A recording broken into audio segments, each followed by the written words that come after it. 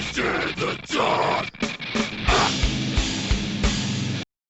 I hope we are going. What is going on, everyone?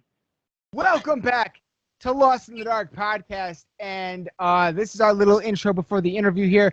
We have an unfucking believably special guest on tonight. Guests. Yes. Plural, motherfuckers. Reflection, the entire band Reflection of Flesh is on tonight. This is the first time we've ever had an entire band at once on the podcast, live from their recording space, practice space. We have Dustin, Chris, Phillip, and Garret, Vox, drums, bass, and guitar of Reflection of Flesh on right now. Founded in 2017, they released their first full-length City of Filth in 2018 and their first EP in May 2019 titled Clearing the Mechanism. And we talk about all of that and so much more on this episode. Thank you. Yeah, that's some of their cover art there. Be sure to check them out on all social media. Aaron, anything you'd like to add? Other than the fact that doing all of this has kind of made me realize, like, you know, even more so, we're all in this weird mode together, and what's kind of bringing us all a little closer is just talking about metal and shows and bringing all this stuff up. So it's cool to be able to kind of have this insight into what other bands are kind of going through, and it's awesome to get to talk to them. Like, I've really been into their sound quite a bit. They got a couple of, the two releases they have are super sick. I feel like that kind of like death metal kind of stuff, a lot of guitar stuff happening. So yeah, I don't know, just wanted to extend the thank you for taking the time out to do this with us, and making sure that we're all, everything's all good. So we're certainly all in this pandemic together, and when the times are tough, when we are facing extreme adversity, that is when the metal community comes together more than ever. There's no more of this fucking bickering, no more of this fucking infighting between subgenres. Like, we use subgenres as a adjective, as a way to describe a sound, not a way to label or pigeonhole any band, because all bands now have been influenced by all genres, and that's a fucking beautiful thing to me. I absolutely love it. And you hear it in the sounds. You hear it in these bands we're talking to, and it's amazing to me.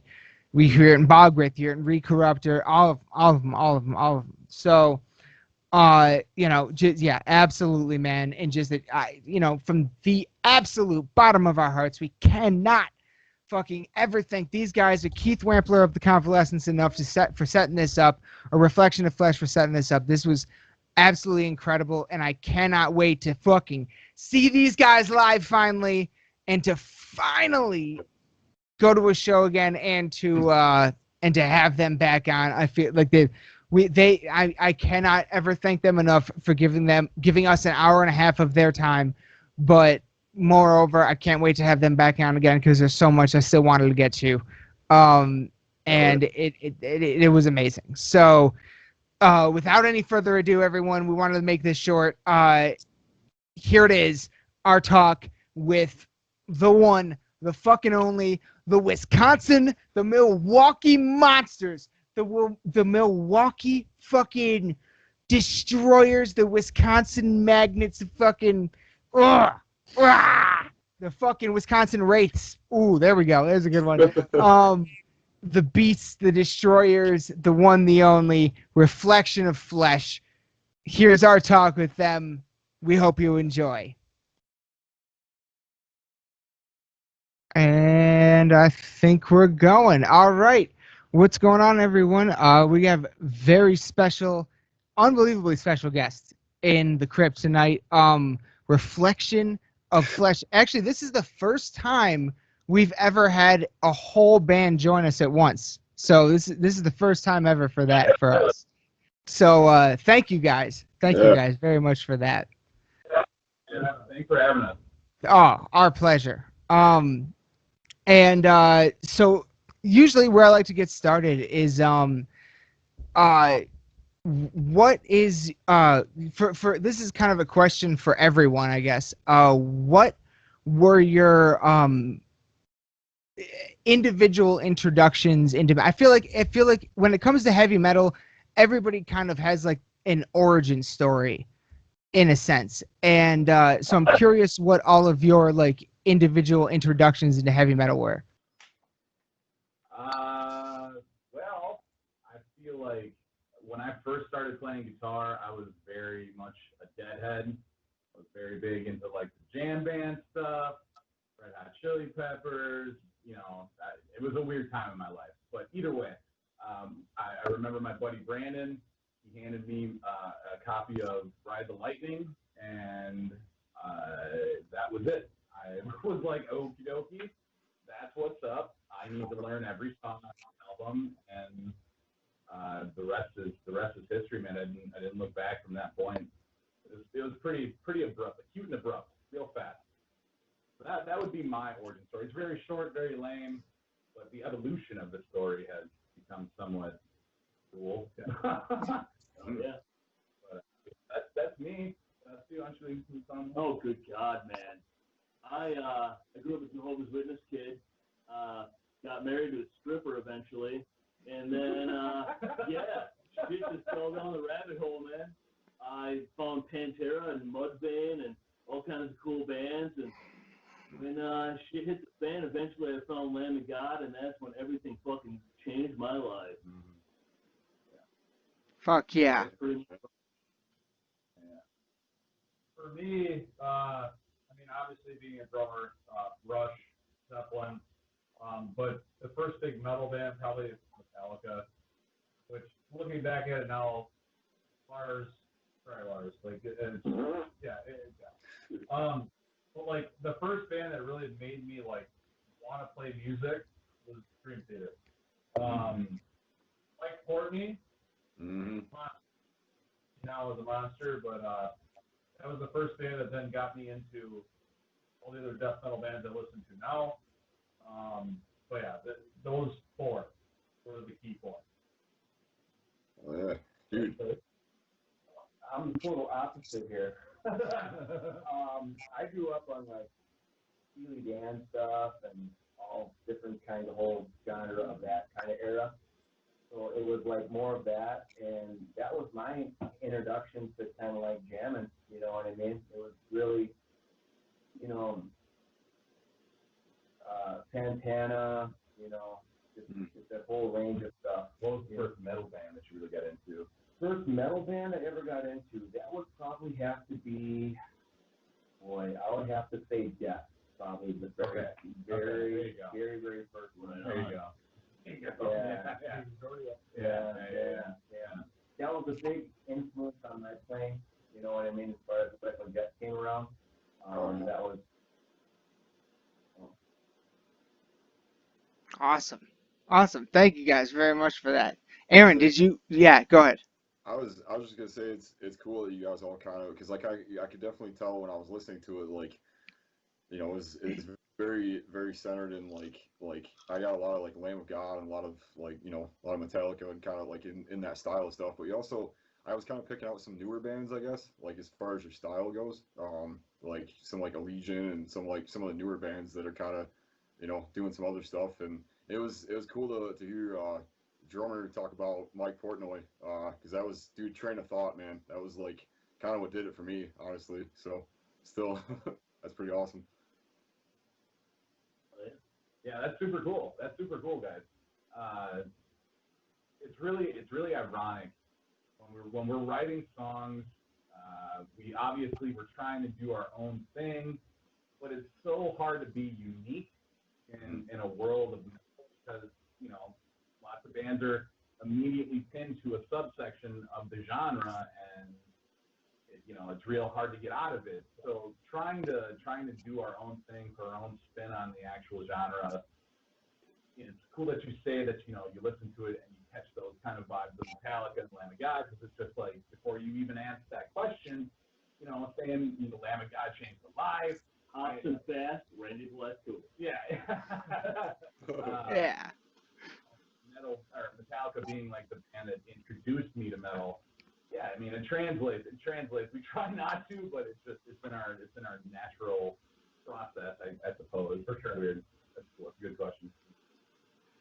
And that's something that we actually talk about a lot on this podcast, where it's like, we when we talk about the subgenres, in different, all the different black metal, groove metal, whatever, the millions that there are now, we refer to them more as like a way to describe the sound that we're hearing, and less of a way to like put the band in a category, because so many bands now are using just like a wide mixture, because at this point everybody's been influenced by everything, you know what I mean? So there's such a wide mixture of things coming in now, and there's so many different sounds in each and every new band we discover. So it's just, it's yeah, that's something we've talked about a lot on this podcast, definitely. Yeah. Yeah. Would you say that, like, when you guys started versus, like, as of now, like, when you're trying to write new stuff, would you say that, like, the influence has changed the style, or, like, has it pretty much kind of stayed within the same idea of, like, you know what I mean? Oh, it changed. Yeah. Oh, it changed. Oh, God, it changed. For sure it did. Yeah. It's obviously different for each guy. Yeah. But like, just with times in general, like especially now with COVID going on and not being able to go out and play shows, spend a lot more time researching on music. And like for me, like right now, I've been jamming Ulcerate for the last week. Like, Jamie St. Marat is a monster drummer, and I don't know how I've followed that band for 12 years, 13 years that they've been around. And everybody here, like, Phil, what do you listen to that just like changed your? Yes, man. I don't listen to more of that, and geez, I don't know, man. I got such a palette of different things going on. You plug in the CD player, it's kind of like anywhere from like Nuclear Assault to Celtic Frost to all different kinds of stuff. You know what I mean? So it's like oh, okay. Well, I mean, to answer the question, like the progression and evolution of this band from start to where we are right now, yeah, it's been like night and day. I mean, as far as like the influences goes, the influencers will always be there, always in your subconscious, always. But as far as like the feel and the grit and the actual aesthetic of the song, like, yeah, it was very rudimentary when I joined the band, because like that's another thing too you got to keep in mind. There's lineup changes that happen along the way, and even though we are like a 4-piece unit, we have been for a couple years now. That first year was real rocky as far as members coming in, members going out. So like it's hard to establish yourself when you don't know yourself. You know what I mean? Yeah. So has it changed? Well, most definitely. Well, I'll just say, what you just said, man, it's literally a reflection of flesh in a lot of ways, because you're always changing, you're always morphing. And one of the reasons, like, that name just pinpointed in my head right away is, when you look in the mirror and you see what's looking back at you, it's always fucking changing. But you always have an image in your mind of what it is. Or what it should be. What it should be, realistically. What it could be. Exactly. Yeah. And it's crazy because as the influences change over the years, it's just awesome seeing everybody progress in the band room, and nothing's getting sloppier, nothing's getting looser. It's just tighter and tighter and tighter. And we're kind of rolling into this whole songwriting thing. I feel like this next EP coming up is really a definition of who you're going to be. Yeah, this EP is close to the actual brand. I mean, next question. Sorry. Keep going. No. You guys. I was just gonna say that, like, I was bringing it up because, like, I did notice that, like, especially with like the first full length and then into the newest EP, like, it seems like it's a bit more focused on the second one. So I was just kind of wondering if it had anything to do with, you know what I mean, like influences or with like number changes or anything like that? Influences, no. Lineup changes, yes. Most Mm. definitely. So originally we were a 5. We had another guitar player. Phil came in after our other death metal band kind of dissolved. And Nick stayed along for the ride to a point and then failed immediately a month before we recorded that EP. He saw the trajectory. Yeah. He saw what we were all like planning on trying to get done, and yeah, it just wasn't for him. But that's fine. literally going into that EP versus the first one, we practiced 3 days a week, 2 times through everything. Yeah. Just hammering stuff down, That final month, yeah. getting it in, and we rolled up to Minneapolis, and we literally got all the instruments done in 1 weekend. In a giant fucking Through blizzard. Blizzard. 3. Yeah. The way there and back. Yeah. And then I went up the weekend after, and then a blizzard again. Yeah. Luckily from Milwaukee to Minnesota, from Milwaukee to Minneapolis, it should be about a 5.5 hour, maybe 6 hour drive. The first night we went up there, these guys stopped for a hotel. They were like, we can't. No. Yeah, we're getting off the road. We gotta get off the road. Me and Chris kept going, and we went all the way to the studio. That was a 7.5, 8 hour drive the way there, and then on the way back, it was like 9.5, 10 hours because we had to double back something fierce because these guys were on point, and they hit that the first crazy traffic 100-car pile. Yeah. Oh. I went up the weekend after, and then it was ridiculous because driving up there was smooth sailing, no big deal. Dude, the way back, it just blizzard super hard. Like, it's just as bad as the weekend before. Yeah. It took us at least 10.5 hours to get back, and it was just like, after that, I was just like, I'm so done with myself right now. That emotion from dealing with the travel, losing a member, Losing Nick. and obviously like just trying to get down to figuring out who we are. That made that easy. Yeah, for sure. We've had a year now. Yeah, year and a half. Yeah. To really make it for sure. Yeah. Which is why I was excited to go record. Yeah, hell yeah. Yeah, we're tracking this weekend, man. As soon as we wrap up here, we're literally taking out here right down the hallway to the studio. Oh shit! Tracking for is it an EP or a full length? Doing another EP. Yep. We're gonna do it parasitic. We came up with this before COVID. Obviously had 2 months where the facility was not open. Soft. 66 days was the official time when we didn't practice before the last time. Yeah. But it kind of just like slowed things down a little bit.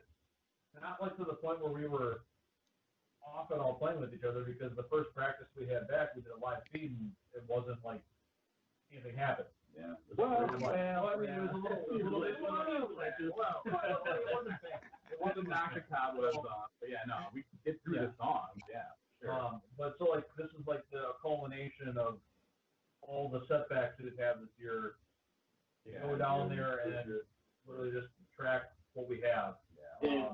Pretty much. Just for me on this album, I mean, so I can say it really quick, is, I mean, the reason I called it parasitic in the first place was because I've had chronic Lyme's disease for almost 20 years. Mm-hmm. So, I rolled through it for a long time, and it's probably the first time I've ever really talked about it in my lyrics and the things that I went through. So it's going to be a very real album, a very real EP for us. Mm-hmm. Yeah, the lyrical content from this album is fucking for real. It's for real, for That's sure. awesome. I always kind of like the mix between, like, sometimes it's there's nothing better than just hearing like some real like gnarly lyrics or whatever, but then there's other times where it's like the combination of like the heavy music mixed with the actual like sentiment kind of stuff is just kind of hits you differently. Gotta tell a story. Yeah. Absolutely. That's fucking awesome to hear about the next upcoming project. So that's kind of where, I mean, it's a little bit ahead of where I was going, I guess. But I'm curious because I always like to ask about the form. The first time I talk to someone new, I always like to ask about the formation of the band.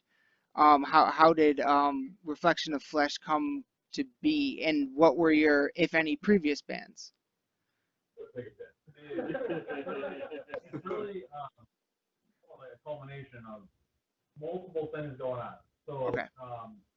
before this all actually got talked about, Phil and I were in a band together. Okay. Dustin, Garret were in a band together. Way like Phil and I now in a row have been playing 7 years in a row now together. It's like going at 8. So bassing drums, like we've been playing together for the last 7 years, and I don't want to play with another bass player. Yeah. But the band, we were literally, Dusty and I were over at a CD release show here in Milwaukee, Mortis Gold's last album. And Dusty came up with his wife, and I was hanging out, and hey, do you want to do this project that's like snort, heavy, groovy? And I said, yeah, sign me up. The band I was in besides Phil was kind of crashing, and it literally started just as a studio project. Yeah, and that was a good time. We were gonna have a good time. After 4 or 5 months, we kind of just said, yeah, this is not a studio project. And we went through how many bass players? 2? One officially. Yeah, one officially. And then obviously, before we got the lineup we're at now, we had one extra guitar player. So we haven't gone through too many members. Obviously, there was a time where we tried people out, but this unit's been together now for 2 years. Mm-hmm. Actually going on 3 from January. Well, we brought you in first. I was just about to say, let me tell you my according of the So I was, like you said, me and Dusty had played in a band called Shaded Morality years ago. We're talking like a decade ago. And then we had split ways. I kept playing music real half-assed, like just like was trying to stay active, but had no idea what I was really doing. Eventually, that it kind of stopped. I started focusing on career, and then I moved away. I moved to Illinois. Well, me and Radish, the other guitar player, our former guitar player,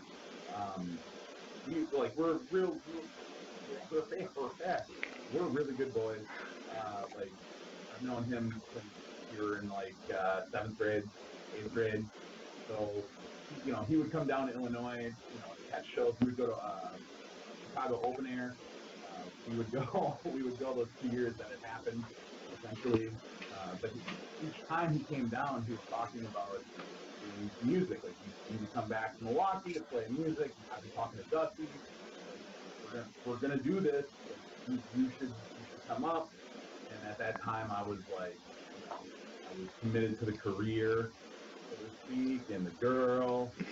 And in a nutshell, I said, fuck that shit. And I moved back to Milwaukee for this band. And yeah, now the rest is history, for sure. That's my undergoing. I was recruited. I was recruited. When we were recording the full length, I was in the studio just like dropping by. I'm dropping by. Hey, what's going on? I'm going to see Chris. I didn't even know who he was at that time, and then as soon as he left, I'm like, that was Phil. No. Yeah, Phil. Oh, why didn't he just record the bass track for this shit? Yeah, so the first time Garret recorded it. Yeah. Oh shit. So and then I was kind of brought in, and it kind of clicked right away, and it was something that it was cool to do, and it was fun, and it was like no pressure, and it was good, and it was kind of like, and I've kind of been here, you know what I mean? So it's really good. So why not? Yeah, why not do it? Do you like it? Do it more. This dude, by the way, is a monster. He plays a 7-string fretless bass. Ooh. What's your favorite kind of bass to play? What like brand do you play? I play Conklin basses out of St. Louis.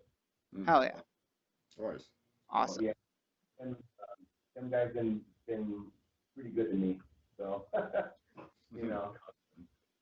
You don't buy that bass at the store. So technically, you guys went from like a 3-piece to a 5, and then back down to a 4. It sounds like, and now you're at a 4. Yeah, more or less. Yeah. Pretty interesting. Yeah. That's a weird dynamic. I had a random women idea to talk to you, didn't I? Yeah, you did. That's what happened. I got a message for that show. I do remember that, and literally it happened the next week. We started jamming. Oh yeah. We had a guitar player jamming with us that was like a black metal kind of like guitar player. Phil Thurston. Like Brandon, yeah. Like he was in a band called Dark Grave. So like it was clicking, but then the dynamic between him and Nick just didn't work. Yeah. And he was busy. He's in 18 bands. Yeah, Nick, so, if you see this, I'm sorry, buddy. I love you, but you fucking can't count what you did. Yeah. All right, let's. Come on. Hell yeah. All right then. I guess another thing that I wanted to say that that's something that Aaron and I have talked about a lot.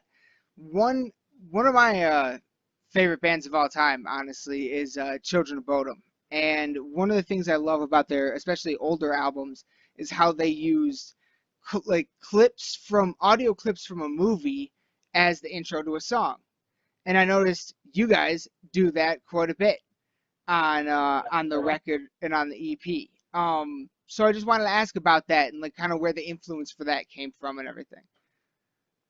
So, I mean, obviously, like Phil and I being in a band together, in that band we used clips in the middle of songs. So like I'd have to hit like a sample pad to turn off.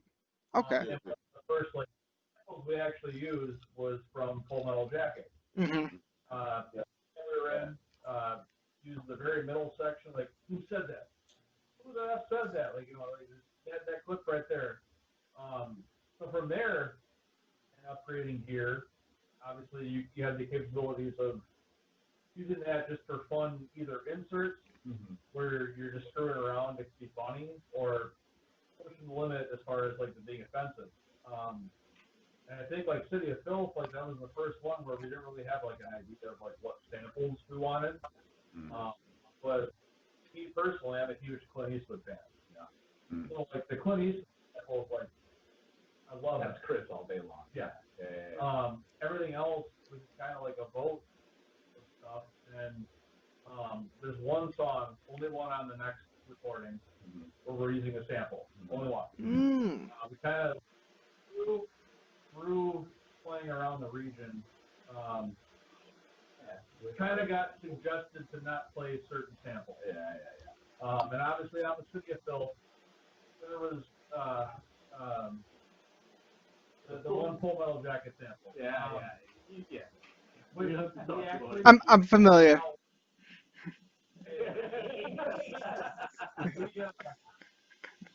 That sample to something else, which is still from the same movie. It's a different part. For a different part. Different part. That's all right. That's right. So, and it was just literally going to an area where like, hey, you shouldn't do this right now because there's this going on. And we're like, all right, well, I still want to use something from that movie, so we thought the spot. I feel like the sample we do, in my opinion, is to kind of like set the tone of the actual tune.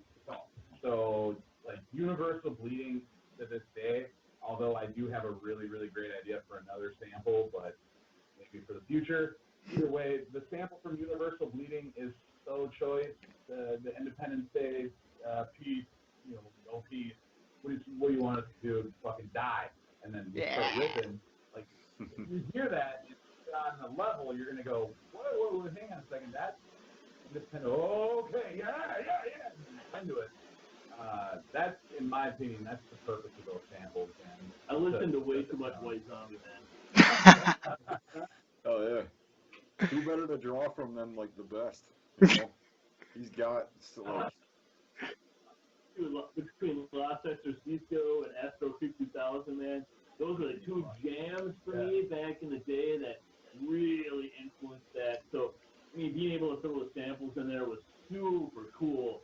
It's like, hey, man, there's something that's like a throwback, something I was really into growing up that I'm doing now where, like, hey, man, I can throw something in before this song. Yeah.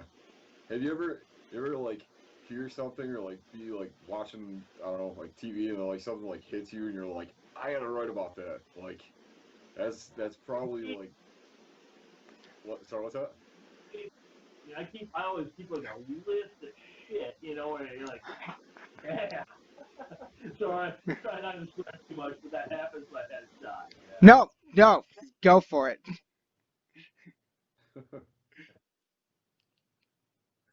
Right? What else you got? I guess so yeah, we've got to all right. So yeah, recently you guys back in July did something really I thought that was really awesome. 66 days and 6 feet apart at the ring. You guys did a live stream performance. It was a full set by every means. And now so I guess give a little backstory to that. Tell us what that was about and what exactly is the ring? Okay, where we practice right now is a facility where there's about 50 bands that play. Also in this facility, there are 2 living spaces. One of them's mine. The other one is the guy that runs the building and also the family that owns the building, Sam Flippo's. They own a taxi depot. But there's a studio, 2 living spaces, 50 practice rooms, and then The ring. the ring. So this place actually used to be called The Ring back in the early 90s. It was an MMA gym. Oh wow. It disbanded. Yeah, it disbanded. They moved out to literally Greenfield, way out there. But this came around now where we were all kind of in a point where even the guy that runs the facility, he does live sound and recording and production for probably about 100 shows every summer. Yeah. Literally lost all of those shows. So it came to a point where he left during quarantine. I was sitting here watching the whole building. We got to a point where I said, hey, it'd be cool if like we could actually do like a live stream from the studio live room, just to be current. Mm-hmm. But Paul and Kat took it into, well, we got this whole area here where we can build a production venue. So literally in the manner of like 2.5, like I'd say 3 weeks tops before we played, they built that room. Yeah. It was a month. It was a month. Sound, the full production. Everything. Yeah. It went up in 1 month. All the legend around here. He's been around a long time, has had many studios, and this studio here has been here at least 20 years. Yeah. A lot of good acting. Paul knows what he's doing. For sure. He, because of this whole situation, asked us to be the first. Yeah, we were the guinea pigs. Yeah.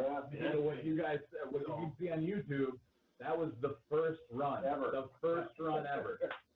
And it went pretty fucking good. Oh yeah. That's how it happened. Like, we were the guinea pigs for the situation where we're glad to be a part of on a daily basis. And the production crew that we had there, because of the fucking COVID situation. Lightning Programmer was from Pfizer Forum. Yeah, so Pfizer. All the tool shows, all that stuff. Camera guy, Pfizer. Yeah. Then we had Paul doing sound. Guy, Kat, his wife, actually did all the separate like video feeds, and she was on stuff at the THC, Pfizer, and other like places around here too. Yep. And then just general like guys. It was big. It was big. So basically, an FYI to all the bands out there, especially in the Midwest, hit up Paul Kniever and definitely ask about the ring facility as far as live stream is concerned. It's fucking baller. And at the end of the day, you're not going to get more bang for your buck out of it. Yeah. Knievel Land Productions, baby. Do that. So Yeah, that it's such a like. To me, when I was seeing those, like it's such an old school idea, which is pretty sick. Like you don't really see like that kind of like a setup for all this stuff, and then just to have that kind of production with it all, especially with what you guys do is it's pretty badass. Yeah, man. Hell yeah, bro. yeah. So that was like like what we saw behind you, the stage set, the like circle that the drummer's in. That was all like that was the first time anyone's ever played that. Yeah, ever, yeah. The first time, yeah. Dude, that looks so fucking awesome, man. Holy shit. Yeah. That was great. That was great. I've done a couple since then. Okay. And actually, like, Garret and I, like, kind of ran security for the last one. Yeah. And it was really good. They actually had a different company come in and do camera footage for it, which the camera footage was great. Man. But, like, you had to rotate between, it was 8 bands total. Ooh, the course of 6 hours. Yeah, it was gnarly. It was gnarly. It was a fundraising event for Bubbler bikes. Okay. Like, rent bikes on the corner. Yeah, they started here in Milwaukee. But yeah, it's definitely different. The camera footage was a little better, but at the same time, we got to pop the cherry. Yeah, it was good. Hell yeah. It turned out phenomenal. It turned out I really enjoyed that. And so what was Hold on. Burton, hold on. Everybody that's watching right now, go to YouTube, Reflection of Flesh, 66 Days and 6 Feet Apart. Make sure you go check that shit out. Continue, sir. Sorry. absolutely. There will be a fucking link in the description below. But what was as a band, what was the experience of recording that like? I assume without an audience. But I mean, of course, we've all been in lockdown for quite a long time now, and I don't know about you guys, but just as a metal fan alone, someone who's used to being in a couple pits a month at the very least, I'm feeling quite pent up. So I feel like you guys really like came alive on that stage, and even without an audience, it still felt like a very live feel. And so I'm wondering what that experience was like for you guys recording it and performing it. Fucking weird. Yeah. It was weird. I mean, obviously, like with the full production, the lights and the sound, for the most part, like they have tracking lights behind us and in front of us. Mm-hmm. You have parts shooting down at you. You really don't see what's going on in front of you. For the most part. Okay. So well, I don't. Like, I'm back there and I'm cooking under. Yeah, I know. That's the thing. This dude, the light bar is literally 2.5 feet above his head. Yeah, so much by the time he was done. This guy was pouring sweat. I approached it a weird way. I'm a big wrestling fan. So I thought about the wrestling guys that feed off of the crowd noise. And I literally had to think to my brain, okay, how would I approach this as like a WWE performer when I know I have to throw down a show? There's nobody here except for a few people, and I just had to fucking rock this out, remembering that there's a lot of people walking outside. So you literally, like for me, I had to just go into a different place. And I was in a big live show. I was in a different place, and I had to think about it completely differently. You just block out the crowd noise that has happened during this whole quarantine, and you just go let out what you gotta let out. Yeah. Really. You know what? It was kind of like I put it in studio form. You know what I mean? I just basically focus on technique and how I'm gonna address the songs that I'm playing. and as far as like a studio format, you know what I mean? So I kind of moved aside, you know what I mean? And then I just kind of just go with it, you know what I mean? So I kind of block everything out and just concentrate on that. It was really difficult, like live, what we're used to playing. Usually there's not shields in front of the drum. And that was only because, aside from the video footage, they were recording audio, so they're trying to limit cymbal bleed. That's a lot of things that Phil, Garret, listen for here. And obviously, like, not having in-ears, like, this the next step here. They were kind of missing things where it was just like, okay, we got to count and play. But it ended up being perfect. Practice, man. Yep. That was the closest practice. The closest thing to a show we're used to playing in a long time. The fact that you're looking out scaffolding and a couple of tripods and people just kind of focusing. Yeah, the sound booth in the back. People focusing on like shit that they're supposed to be focusing on. You still had to release the wiggle. And I still wanted to play the fucking show, man. Like, I was going to send it to the full send all the way. That was the first show in 4 months. Yeah, for sure. That's what I'm saying. And, like, it's tracking really well. I know it's just got, like 1,500 views right now on Facebook. So that's awesome. It's like the highest viewed video on Facebook. But, yeah, it was nice. And we can't wait to do it again because we are going to do it again in November again with new stuff, and it's going to be even more gnarly. So better. You heard it here first. And you guys you did premiere a new track on that live feed, didn't you?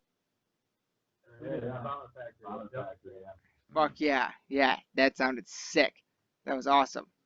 So there's going to be another one November. You said November 1st. We're still deciding the date. Okay. Originally, we've had a release show set up at a venue in town here.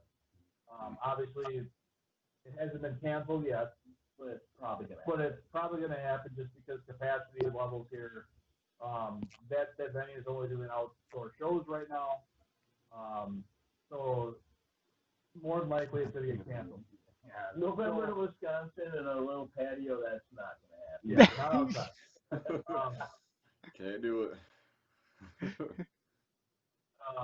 So like we're talking like after the election, just figuring out a date where it's either Friday or Saturday. Like we did our last one on a Sunday.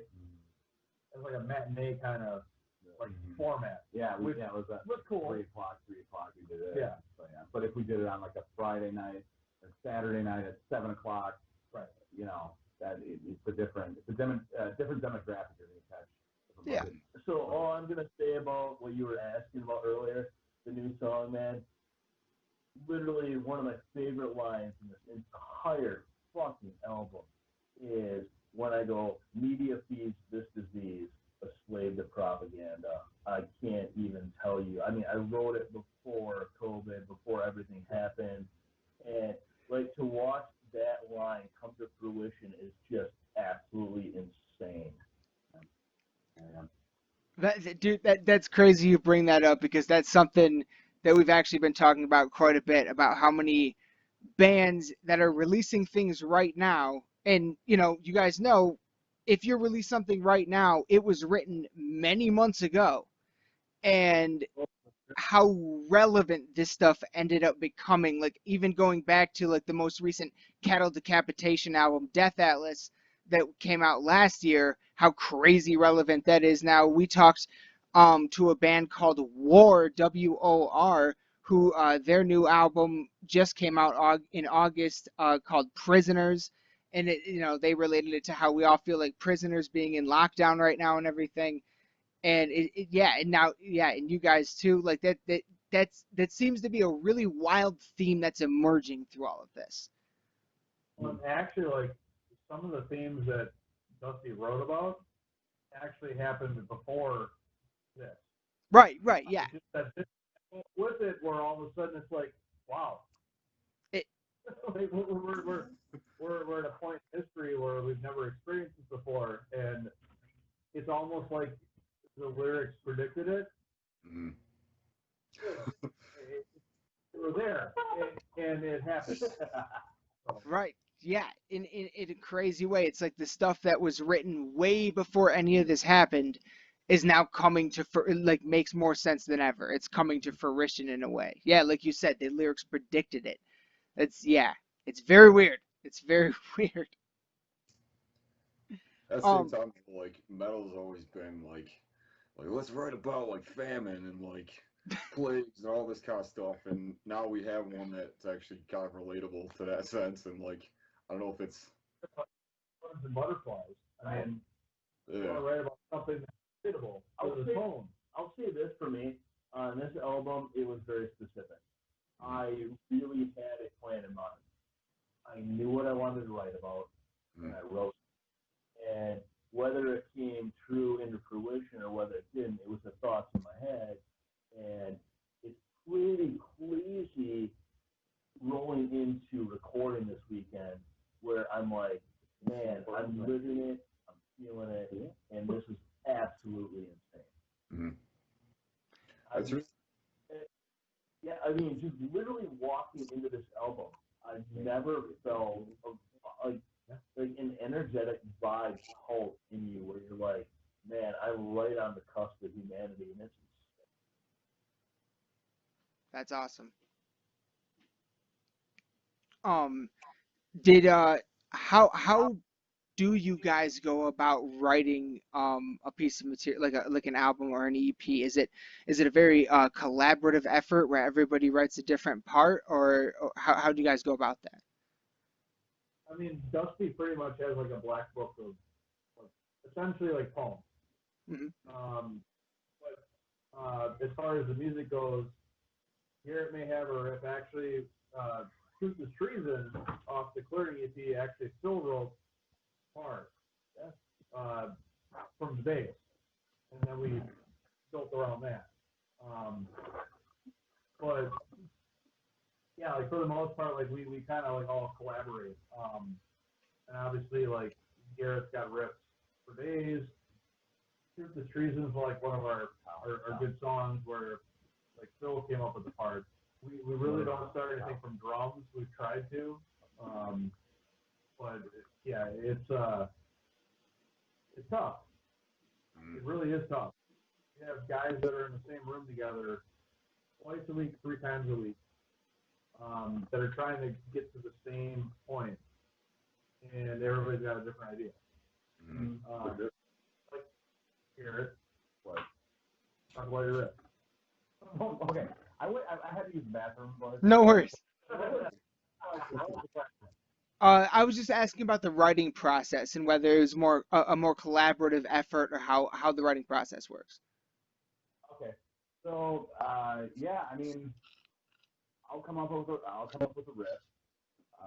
I'll present it to the boys, and essentially it's kind of that Roman like yay or nay kind of deal. But I mean, for the most part, these guys they don't. It's hard. It's a goofy question, Burton. Come on, man. I don't try to be braggadocious. I don't like to like pat myself on the back. But like when I write a riff, it's usually pretty catchy. In one shape, way, or form, like there's always a hook to it, and I'm just kind of decent at that. So like when I write a riff and I bring it to these guys, it's real quick. It's real organic. There's really not much to it. There's really not much to it. And as of late, the riffs that I've been presenting, like I would say, I'm looking at the board right now of the actual new songs. Death in the Air, that's completely all new. Parasitic's all new, and there's a riff from Vomit Factory that I wrote when I was like I just graduated high school kind of shit, but I brought it back I brought it back because it's exactly what we were trying to do. So, like, I don't know, man. Well, even that black notebook that we were talking about a second ago, man. I mean, I worked with you 10 years ago when I first moved to Milwaukee. Yeah. So the weird thing is, I think a lot of the ways that I write, and I was always an English guy. I was never good at math, but writing things in syllables and rhymes and the way you do things, it just feels like, to me, when you and I get into a room together and we do our thing, it just matches up. And that's what's so cool about it, with Chris and Phil and the way everything rolls as a writing unit. I think we all know what our role is, and it's really fucking Bob. It's history. That's the thing. Like, these guys have played together. We play together. I've actually played enough these guys Yeah. to play together. Exactly. It's just like the planets just kind of aligned, and it makes it really easy to write music, man. Although you got to keep in mind, 2020 has been a farce of a year. So, everybody has a life outside of this room, but at the same time, like, our life is this room. Yeah, You know what I mean? So it's pretty easy. It's pretty easy. I'm married to 3 men. I'm married to 1 wife.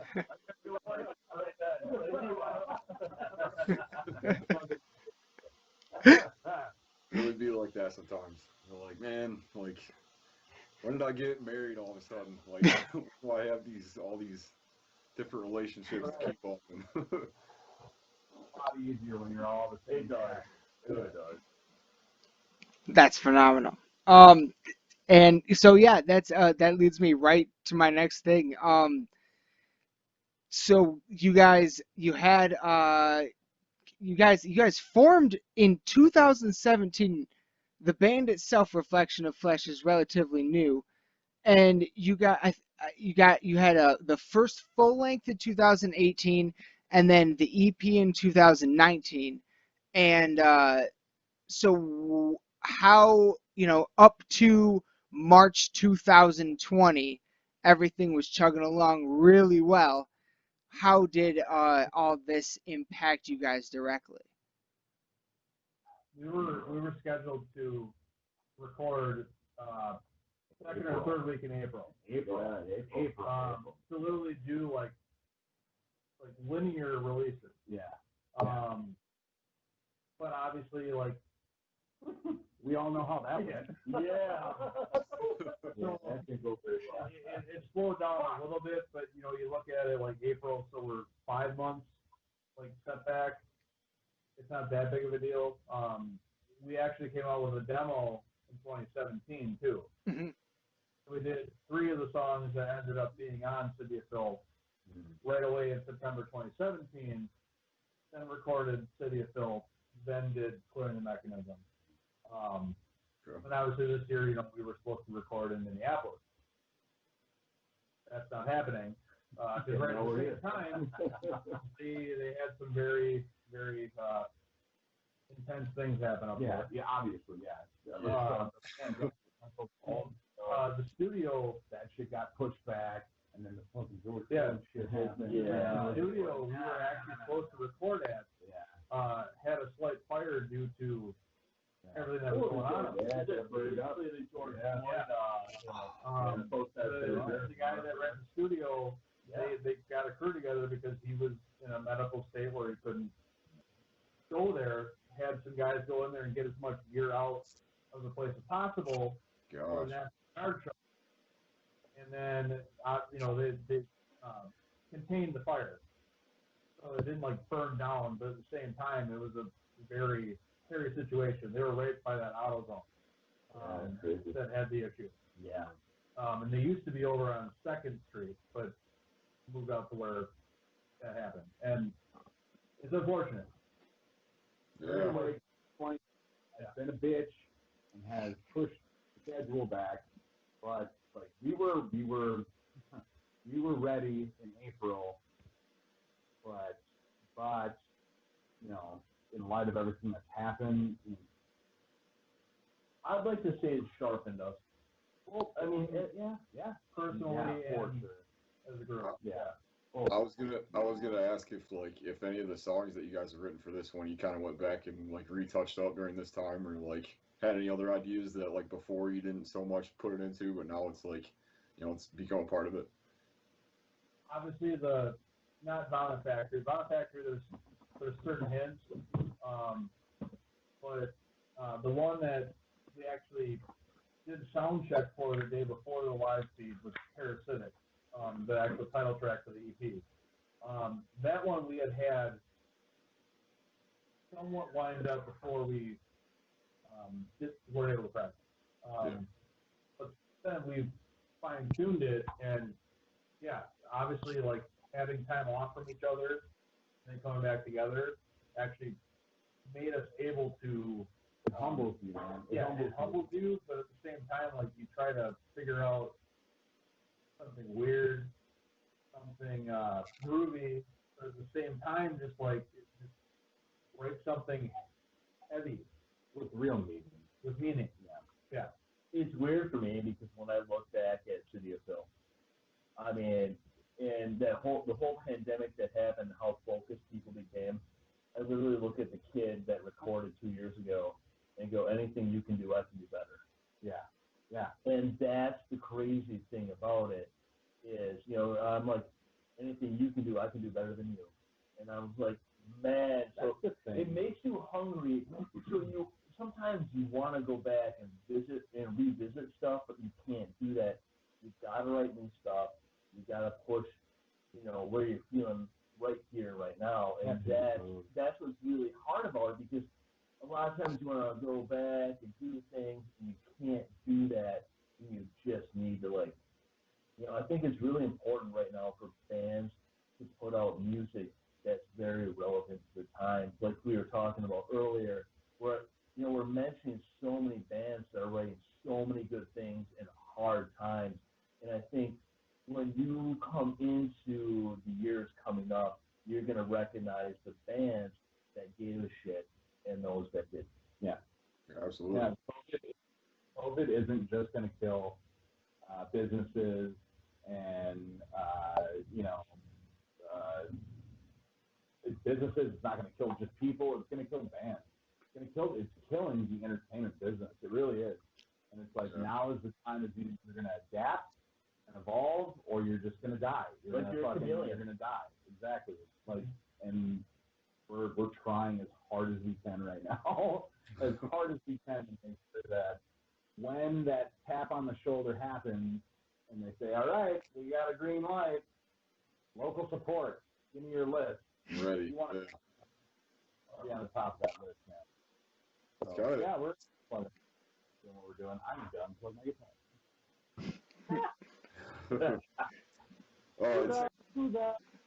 It's really interesting, like especially now, like trying to write stuff and with everything else, is because it really, kind of like you said, it humbles you and it makes you kind of appreciate being able to do it more. Like especially when we got back into practicing and stuff, the first day it was all in the room. It was like, yes, like this is where it feels good, and like it's you definitely appreciate that more, and you want to kind of get into it and keep doing it, because there's a chance that you might not be able to in the future. So.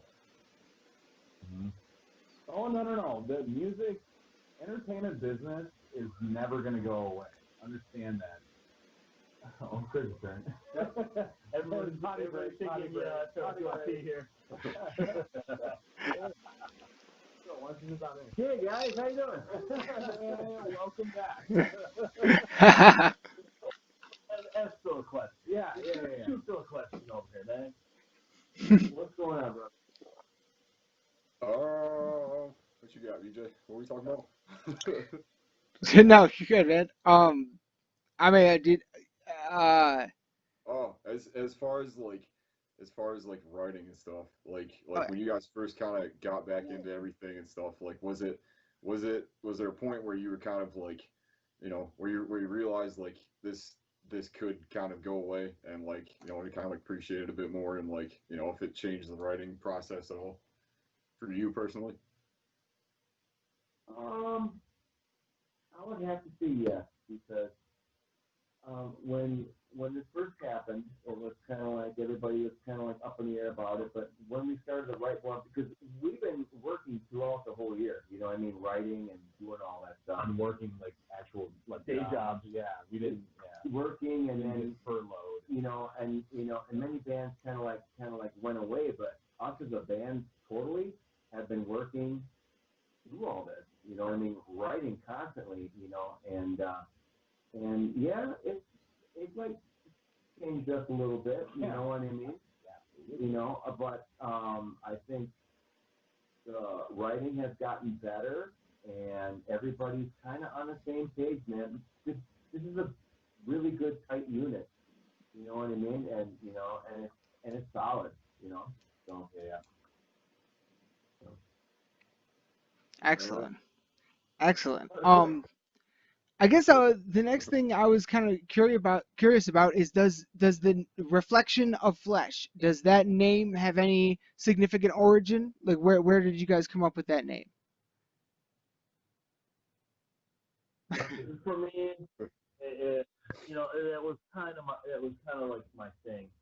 I didn't know that it was going to become Reflection of Flesh, but I always had kind of like this picture in my mind of, you know, basically like this giant demon looking in the mirror and a person looking back at them. And I think a lot of times it's the opposite for people, where people want to see the demons in them, but people don't want to see the humanity in themselves. And it was really wild for me when we started this project, because originally I just wanted to do a few songs, and honestly, it became a very, very poignant way for me to. This is breaking news right here. It became a way for me to. I had all these. I've always written my entire life, and a lot of the things that I've written, I didn't realize all aimed and directed at the same thing, and it was really about a reflection of, you know, not only who I am and who I want to be, but where things want to go. And as we've progressed and done things, and the more I've written and the more songs we've made, and you move on from one topic to another, to another, to another, and things that impact and influence you. And it's crazy because I don't think there's a better name for us. Because at the end of the day, I like our songs to not just be a flash in the pan, but to mirror the way people feel in this point in time in life. And lyrics are very important to me. And you can't have a shit name and you can't write shit lyrics. Rolls off And the expect to tongue. go anywhere. It rolls off the tongue. You know, you go ROF all day long. I mean, dude, and this guy right here is fucking marketing genius. And he always knows how to make sure it sounds good. So, but I mean, I was just giving you the kind of like the answer off my head of where it came from when I was thinking about it. So take it for what it is. Did that play into the cover for Clearing the Mechanism? Because when I saw that, I was like, this is kind of multi-layered. Like, there's a lot kind of going on here, and I was just wondering if it, like, you know what I mean? Oh yeah. Good. We were trying to figure out who was going to be the person, The fucking psycho sitting at the bar. That was me. That was me. Yeah. But just the idea of like not a loaded gun, but a gun, little pill bottle, shot of fucking whiskey.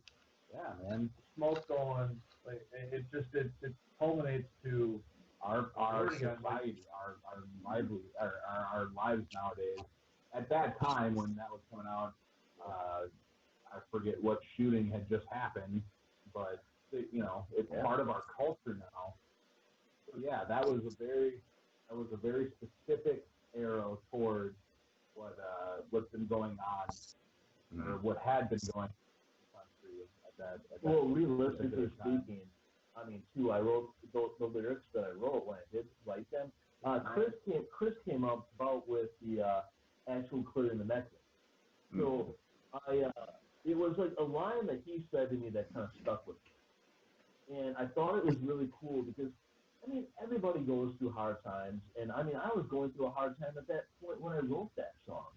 And it was more about, for me, and I'm not trying to pinpoint anything, but like what's happening right now, where it's all about personal credit and how social media and other things influences how people view you. Almost like that Black Mirror episode that happened last year. And it's very much about you're trying to run and maintain a certain score where you're like, hey man, you're just trying to be a real person, and eventually it pushes you to that boiling point, and it happens so many times in our society, and 9 times out of 10, you see that person with that gun on themselves, and it just blows my mind thinking about it. So it was very, for me, it was a very specific song when I wrote it. They have fucking lines that speak your mind. Whitewash all the facts, personal credit takes a hit, blacklisted by the feds, better take your meds, systematic. Oh yeah. Yes. As I'm looking at it. What'd you say? No, it's just kind of break it up. I was just gonna say that like the cover of it kind of reminds me of the last Dying Fetus record that came out. Wrong one to fuck with, I think. It's got that like kind of that same like photograph looking kind of stuff. I don't know if that had any pull on it. I guess I don't know. It was just something I noticed about it, like because of the coloring and the details in it. Alex Weber, I was just about to say, beat me by a second. Alex Weber over at Actual Strat LLC. Everybody make sure you go like and share that page as well. Alex has made us look so goddamn good. He's a boy. Yeah, he's the guy that runs. He's the sound engineer for my podcast, which that's not now. What's Alex Weber, Actual Strat LLC. Make sure you go like and share that page. what's your podcast called? We're here to talk about the band, man. Yeah, I'll talk. Fair enough. So what is he? Did he also do the cover for the full length, City of Filth? The artwork for that was actually from our guy out in Minneapolis. Okay. Decker. He actually hand drew all that. Yeah. It's gorgeous. And actually, he made our logo too. Yeah. So like we tied into him. He did actually the invite for Dustin's wedding too. Absolutely. Josh is a good guy. He does a lot of artwork for a lot of metal bands. But yeah, like Josh was the first one. Second one, we wanted to get like more of a real feel. Mm-hmm. Absolutely. He came and did photos for us in 2018, where we did all our band photos here around the area where we're trying to represent in Milwaukee. And then did some follow-up ones prior to the album release. And then he did all the ones that we're going to use for stacking artwork for the next artwork. Yeah. Mm-hmm. Alex. Mm-hmm. Yeah. Oh, Alex does, yeah. And then Sierra Caban just through the brand new. We're not going to release it yet. Garret and I were just talking about it. He was like, we got to show him the picture. I'll tell you what, boys. Let's all hook up on Facebook, and we'll definitely shoot you the new album cover for sure. All right. Not gonna quiet yet. We will keep it a secret. Hey. But that would be awesome. Lock it down. No, album artwork. Aaron and I we still collect physical copies of stuff. we still like to have the CD, get the little booklet, the album artwork, and everything. So album artwork is something we really appreciate, and I always want to give a shout out to whoever, whenever we're talking to a new band, for sure, to give the album artwork artists a shout out. Yeah, absolutely. Yeah, because they're great, man, and the fact that there's still so much awesome shit out there, and sometimes, you know what I mean, you get a new album and like the back cover is fucking insane, and you would have never seen that if you didn't buy the physical copy. So there is still a benefit to that I like to promote. Yeah, absolutely. So I guess next up, I guess I wanted to ask you guys about. I like to ask every new band I talk to about this is in terms of shows. Okay, first of all, shows you've played. Have you guys ever played anywhere in Michigan? Negative. Not yet. Negative. Not Yeah, yet. Not yet. Oh Not yet. man. Well, I'd Go. like to, If everything goes right, if everything goes, Options on the table where Yeah. we're lining stuff up for next year where Michigan is definitely. yeah.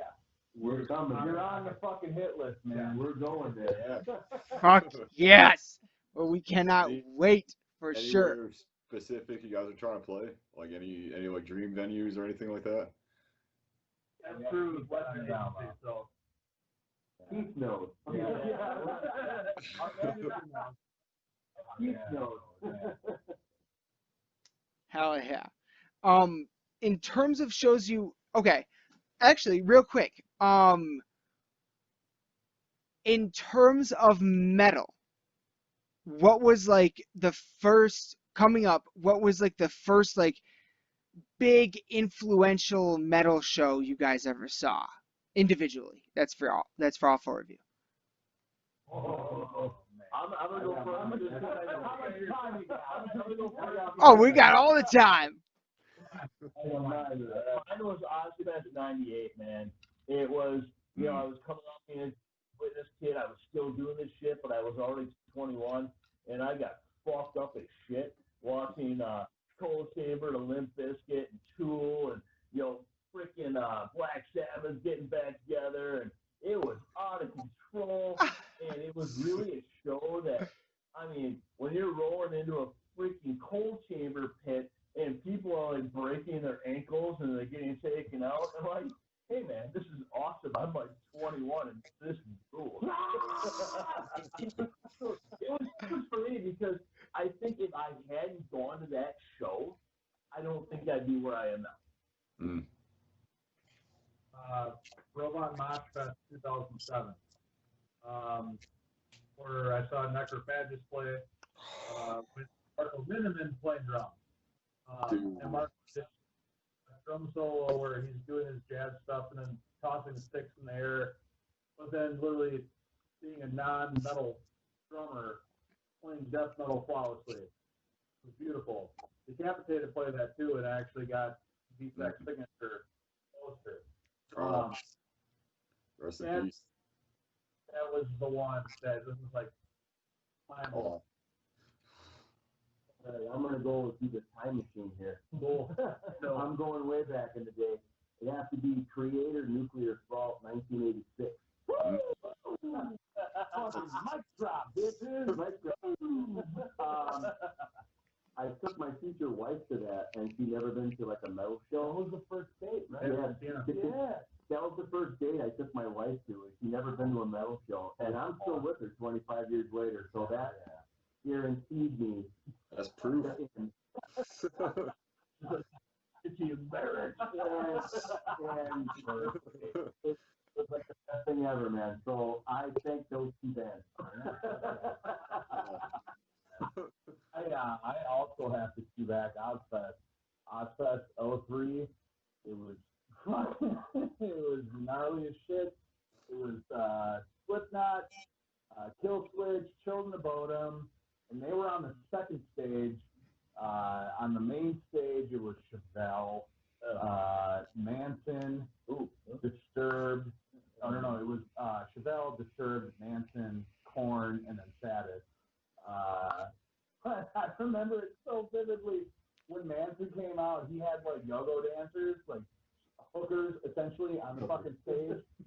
he at one point deep-throated the mic and then put it into like one of the chicks' asses, and we're singing this song. This is pre-COVID. This is pre-COVID.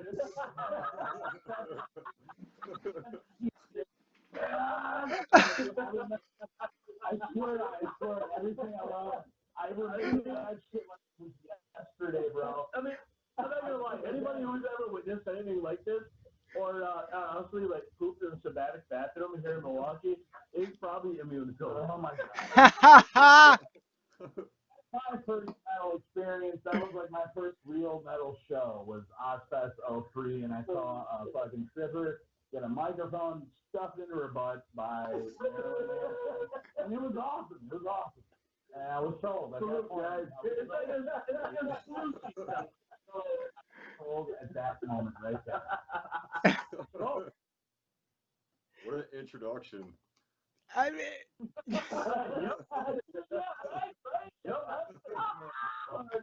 Aaron, you get it, man. that'll sell it. That'll sell it. Like, holy shit. It was pretty cool. It was pretty cool. I mean, I heard like the Cardi B sploochie sound. It was pretty cool. Oh my god. That's amazing. That's amazing. Yeah. I mean, holy shit. Honestly, my first fuck, I don't even know. One of my first really big ones was definitely the last touring Ozfest. It's 2007, I think. And yeah, that was one of my personally first big ones, and it was absolute fucking chaos. It was like Hatebreed, Devil Driver, Children of Bodom, Lamb of God. Like it was, I can't remember all of them, but it was insane. Different fire pits going. Oh no, I don't think I ever saw that, but I know what you're talking about. Yeah, last one I went to here at Alpine, they had like 3 different distinct fire pits, and people were circle pitting around the fire pit. Oh, that is so sick. System of a Down was one of the big headliners. Okay. And that was one of the coolest shows I've ever seen. Like, not gonna lie. Damn. Fires are always cool. Yep. Why do I feel like we're gonna play some shows in the future? I mean, this is just ridiculous. I feel like we're having a conversation over here, like, yeah, let's do each other out and like let's do some shows. Yeah. Yeah. What it's about. Maybe once the world actually opens up, it'll be more possible. So.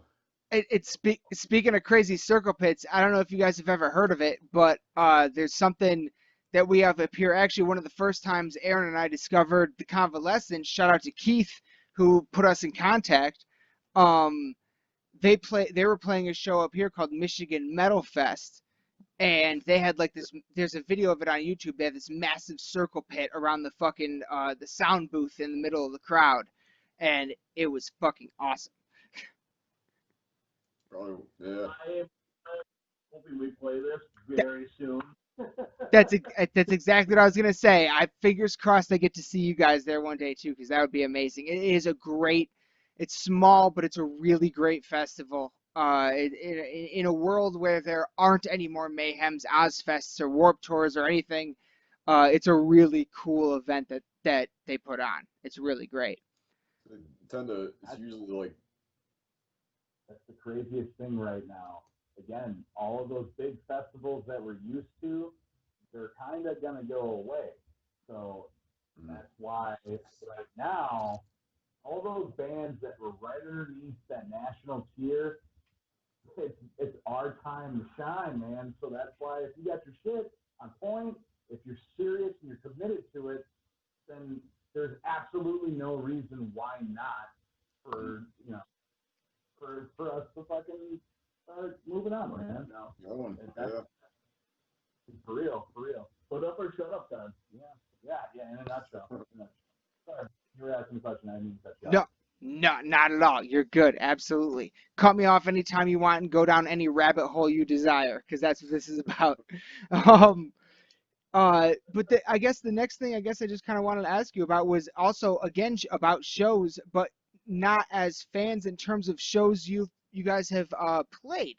What do you have any ridiculous, crazy, wild ass stories from shows that you've actually played live? the tattoo story from last year. Well, okay. That's one. Yeah. I mean, it's the road. Yeah. What happens on the road stays on the road. You know, it's one of those things. It's whatever you can imagine. Probably it's happened. Yeah. It always comes back, honestly, for me personally, when that kid started puking on the stage. Oh, no! Yeah. Like, honestly, this dude gets, like, a song beat, and then they start the second song, and he gets, like, a quarter away through it, and then literally just turns around and just, like, bleh. He's on the stage, and luckily, at the time, Nick, he was just like, oh, that dude's going to puke more. He grabbed the garbage can from behind the bar and ran it up to the stage. He's puking on stage. Yeah, he finished it and put it behind him, and he finished the song. So I'll give him that. He's gonna puke and rally, boys. But it's fucking rock and roll, man. It's metal. Whatever you can imagine, 9 times out of 10 has happened. So, some way, shape, or form. Oh yeah. That's all right. All right. Fair enough. That's fucking awesome. That's a great one, actually. Really good question on that one. There's a lot worse ones. But we all know this story. What happens in Vegas stays is like the Hey. road. What happens on the road stays on the road. That's perfectly fine. Let me tweak it a little bit then and say, what are your like maybe favorite tour or favorite memory from the road personally? Like maybe favorite band you've opened for or anything at all. So, Played with. favorite band open for in Cherry and Black Crown. Black Crowd, yeah. Awesome. Super sick. Yeah, in Ferry, that was a Monday night here in Milwaukee, and there were 135 people there. So it is decent. That was a good show. But like in Ferry, Slade and Warforged was supposed to play that night. Their bus broke down or something like that, and then Black Crown was killer too. Yeah. I'm sorry. I mean, I'm thinking about my favorite time of ever I've seen anything stupid happen in a show that I've ever played. Oh, no, hold on. The question was, what's your favorite show? Well, no, No. My favorite show? Okay. You know Dustin Vicky, right? Yeah. Okay. All right. So you guys are going to laugh at this really hard. So my buddy, you guys know this shit band Soil? All right. So I did this thing called Midwest Motherfuckers back in the day for another band, and it's not this band, but oh my god, I can't tell you a better story. So I gotta tell you guys a fucking story, man. I'm a storyteller, right? So this band rips off my Midwest Motherfuckers idea that I wrote in another band for their tour. They play with us and they rip off my fucking idea, and I just start laughing. So a local promoter books this band in a bar that's in town, and I'm like, I want in as the opener, and he's dumb enough to let me in as the opener. And then, so my buddy is just like, we literally have this album out that has this song on it, and it's called Midwest Motherfuckers back in the day. Yeah. And he's like, I'm gonna take a CD. I was like, yeah, whatever, bro. And he literally goes and takes the CD and throws that and a beer at Ryan McCombs while he's on stage. He goes, you're not the real Midwest motherfucker, bro. And I just started laughing. I was freaking note for a second, and I was like, oh. And, dude, I don't give a fuck if I ever play with a show with that band again. But holy crap, it was so badass. Just like literally watching him fold on stage, and then like go cry in his tour bus, and not come back out and like try to sign an autograph like 2 hours later.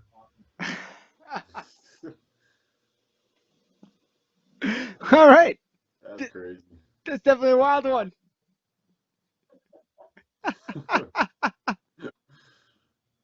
Yeah, so, oh, my best show experience as far as like what I've seen as far as like for shows.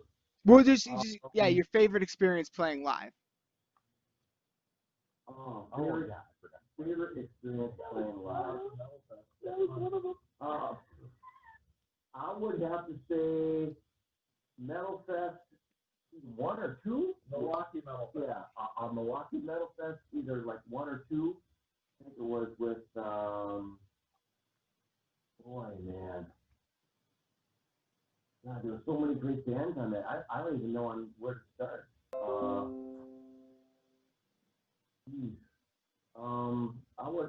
I would have to say probably anything with like you know what the show with Death that came through that was awesome. That was anything with Chuck related. That was probably one of the best shows that I've seen. You know, with Death and stuff like that, just amazing, just phenomenal. You know. There was a band I would want to see, honestly.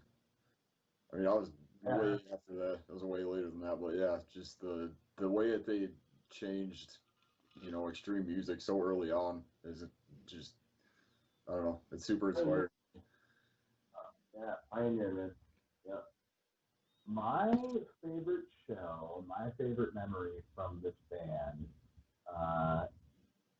like truth be told, I'm gonna be super fucking cheesy. It was the first show that I played with these guys. Yeah. Philly hadn't joined yet, but like it was very significant for me because like The Motor show? No. It was the one at Tab. Yeah, dude, Tab, bro. Tab. Like it was a big deal for me because I was making a really big commitment. I was literally like relocating my life for music, and like I took it super serious. And it was funny because like the first time I came and jammed with these guys, we played the demo because I was listening to it on repeat for 2 weeks, and I was getting it down. We played. It was like, yes, okay, yeah, you're in. And then I moved up here. The day after I moved up here, we played our first show with me and the band, and it was a Halloween show at our fucking corner, our home local watering hole, Thematic, right up the street here, and it was phenomenal. It was tremendous. It really was, because it made me feel like I was in the right place at the right time. This is where I should be. This is where I need to be. And it was a killer show, and it was a killer show. Costume party. Yeah, it was a Halloween. It was a Halloween costume party, and Halloween is my fucking jam. My favorite month. October is my shit. If we don't get trick or treating this year, I'm gonna be really fucking salty about that. But yeah, that's my answer. Dude. When I dressed as D. Snyder. Oh, dude. Yeah, dude, that shit was insane. Dustin and D. Snyder. You had the monkey mask. I had the monkey mask with symbols. I had my eyes cut out. Eric was Sting. Yeah, the wrestler, not Sting. And it had the dick in the box. No, it wasn't dick in the box. Oh no, it was seven, but he looked like a dick in the box. With the box. It was kind of crazy. He wanted to be 7, but he looked like he was dick in the box boy. Yeah. In that picture, yeah. That's, all right, so what's next, man? if you have a picture of you dressed up as D. Snyder, please send that over. Yeah. You're lucky we're on my phone right now. That's awesome. It may or may not be the thumbnail. I don't know. Well, I mean, shit, guys. I do have a couple more things I wanted to get to, but honestly, you guys have already given us almost an hour and a half of your time.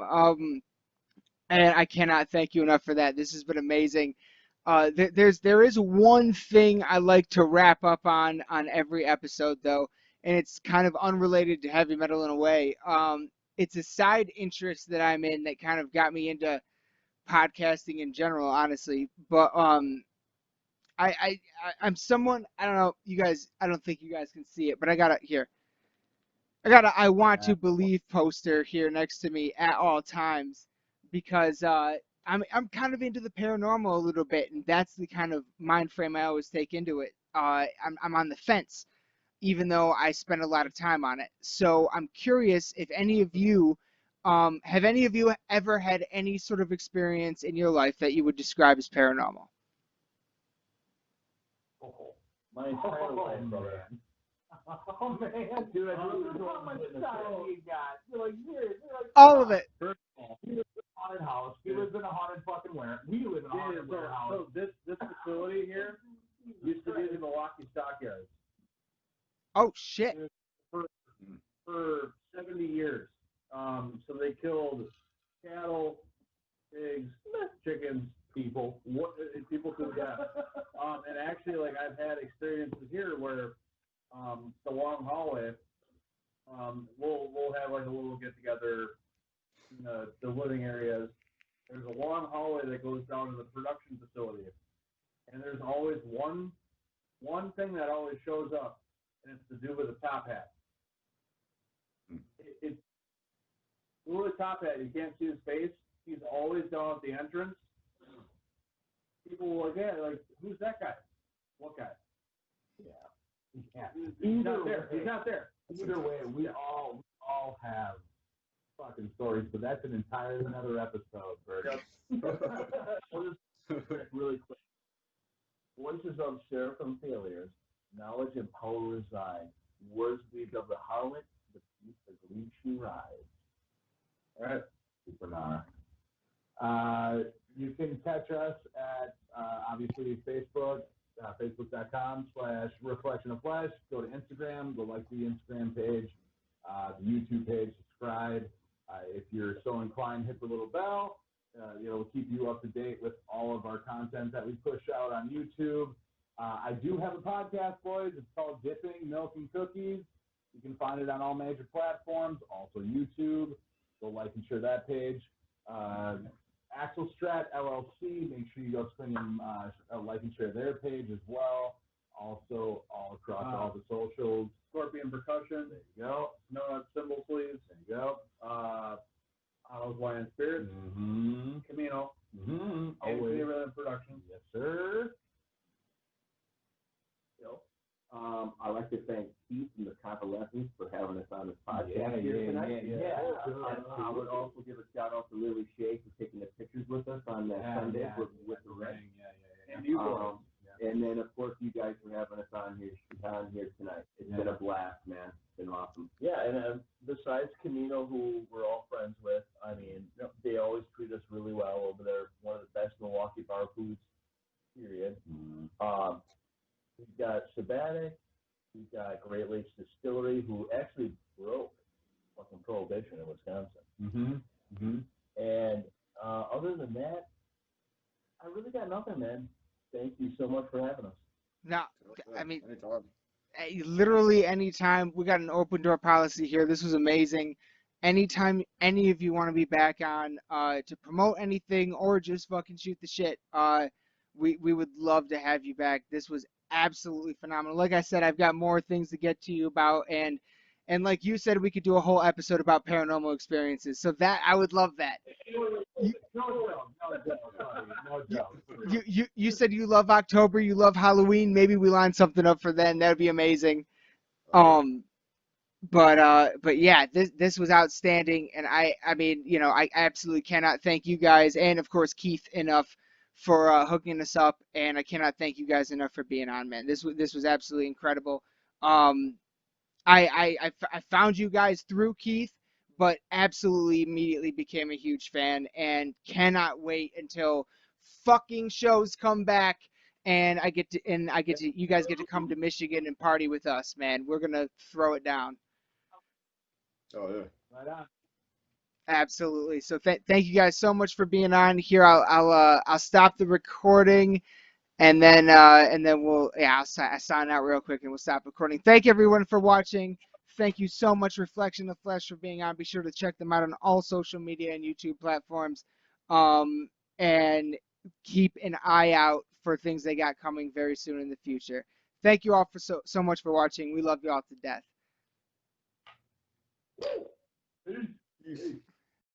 Oh, fucking shit. Oh, shit. All right, everyone. That was it. Whoa, wait. Are we going now? I don't know. Oh, shit. Are we going? I don't know where we are. But I know we're going now. So, oh, shit, man. That was it, man. That was the Reflection of Flesh conversation, interview. We try, whenever we have a band on for the first time, we try to do it. We try to have topics, specific things we want to talk about. Break the ice, you know what I mean? We're breaking the ice. And but ultimately the best parts are always when we just go totally off topic, go down rabbit holes, and there were so many on this one that were so awesome. And I cannot fucking wait to have them back on again, and see them live for the first time finally when everything can finally go back to normal. And they got new music coming soon before the end of the year, I believe. And I cannot be more excited for it. Talk about a fucking album of the year list, bro. This year's gonna be nuts, dude. Yeah. Like, so just honestly, man, that was so fucking much fun, and absolutely, I know for both of us, from the bottom of our hearts, we can never ever fucking thank them enough for even having interest to being on our weird little fucking metal show here. Or and honestly too, from I don't even know, man. Like the Keith Wampler, man, I cannot ever thank him enough for making all these wonderful episodes that you're about to see happen. All these great bands that we've had on and we're going to have on in the future, all thanks to him. Unfucking believable, man. It really means the world to us, and it's insane. It's insane, and we can never thank him or any of these bands enough. So all we can do is just give them as big of a spotlight and talk about them as much as we can. Get their fucking names out there, get it going, because I tell you what, there's not a single one of these bands that you should not be listening. Like, they're all amazing. They're all fucking amazing. Like, it blows my mind. Like, yeah.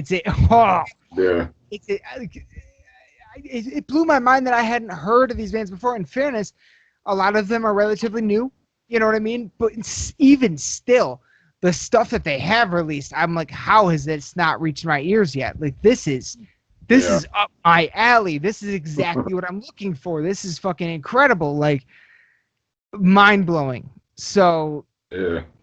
No, I just want to say that, like, and when we were talking about it before we started, like, this is, like, I've been trying to find a way to interview bands and to do this all for a long time, but just never really knew how to go about it and stuff. And so the fact that, like, we're starting to get some, a lot of really cool bands that are hitting us up about promotion or just about, just simply wanting to be on the show is, like, still pretty crazy to me, and I'm eternally grateful for it, especially with the episode with Keith coming through and helping us out with other bands that are we're now just, like, starting to talk to, and all these newer acts that I had no idea about. It's expanding the, it's showing of love and appreciation, but it's also getting the name out for bands that deserve it. And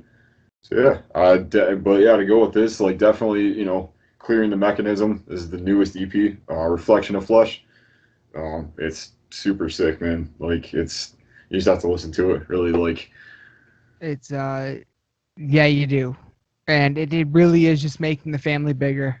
And it I don't know what order all these episodes are gonna come out in, but it's for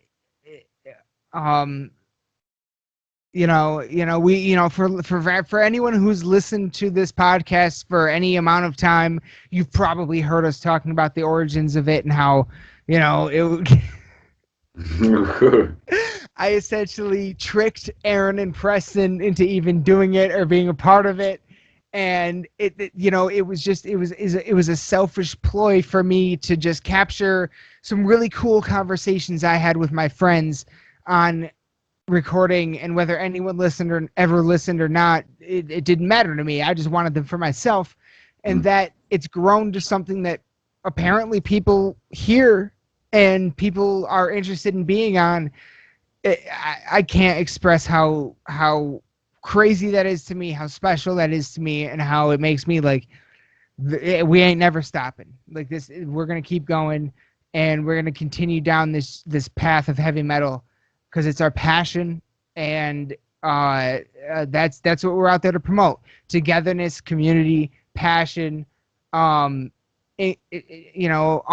inclusive, open door. You know what I mean? Like we want anyone that feels the shit that we feel about this shit to feel included. And that's just genuine hair standing up on your arm, goosebumps on the back of your neck, to metal. And